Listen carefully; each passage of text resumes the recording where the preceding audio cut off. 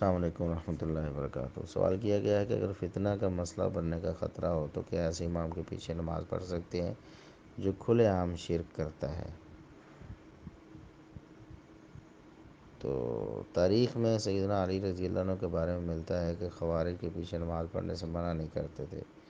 اسی طرح سیدنا عثمان غنی رضی اللہ عنہ بھی خروج کرنے والوں کے پیچھے نماز پڑھنے کی اجازت دیتے تھے۔ دیکھیے، خروج کرنے والا ایک شخص جس نے ابھی تک خروج اس نے کیا ہے، لیکن سیدنا عثمان رضی اللہ عنہ کی آپ بات کر رہے ہیں، تو وہ مطالبہ ایک لے کر آئے تھے کہ ہم یہ مطالبہ کرتے ہیں کہ آپ خلافت سے دستبردار ہو جائیں۔ تو نبی کریم سیدنا عثمان رضی اللہ عنہ نے ان کی بات نہیں مانی، لیکن یہ بات طے نہیں تھی کہ یہ وہی لوگ ہیں جن کے بارے میں نبی کریم صلی اللہ علیہ وسلم نے پیش گوئی کی تھی۔ تو کیونکہ یہ تو پتہ تب چلا جب انہوں نے شہید کر دیا، اس سے پہلے تو شبہ تھا کہ شاید یہ وہی ہیں یا کوئی اور ہوں گے وہ۔ تو غیب کا علم تو اللہ کے سوا کسی کو نہیں ہے۔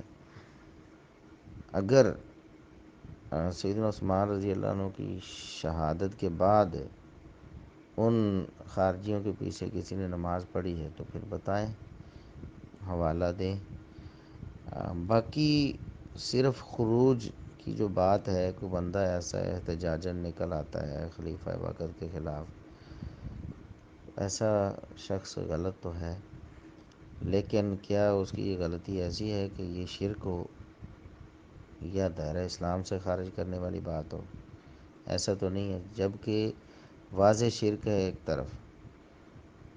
سیدنا علی رضی اللہ عنہ سے خارجیوں کے بارے میں پوچھا گیا تو انہوں نے کہا ہمارے بھائی، بعض روایات میں یہ الفاظ ہیں کہ وہ بغاوت پر اتر آئے ہیں تو ہم ان کی بغاوت کو کچل رہے ہیں۔ ان سے پوچھا گیا کہ یہ مشرک ہیں؟ کہتے ہیں نہیں، شرک تو نہیں کرتے۔ پوچھا گیا منافق ہیں؟ کہتے ہیں نہیں ہیں۔ پوچھا گیا کہ کیا یہ کیا ہے؟ تو انہوں نے بتایا کہ یہ بغاوت پر اترے ہوئے ہیں تو ہم ان کی بغاوت کو چل رہے ہیں۔ ایک طرف یہ ہے اور ایک طرف واضح کھلا شرک کرنے والے ہیں، آپ ان کو کیسے، یعنی قیاس کس طرح کر رہے ہیں؟ باقی فتنہ کا مسئلہ بننا، آپ کو گن پوائنٹ پہ کوئی کہتا ہے کہ نماز پڑھو ورنہ شوٹ کر دیں گے تو آپ ویسے کھڑے ہو جائیں، تو تب جان بچانی ہے۔ یا کوئی ایسا مسئلہ ہے جس کی وجہ سے آپ کو کوئی نقصان پہنچا سکتا ہے تو وقتی طور پر آپ کھڑے ہو جائیں، نماز کو دہرا لیں یا پہلے ہی پڑھ لیں اس نماز کو، یہ تو الگ بات ہے۔ لیکن آپ مشرکین کو ان خوارج پہ فٹ کر رہے ہیں جنہوں نے ابھی تک وہ جرم بھی نہیں کیا تھا جس کی وجہ سے ان کا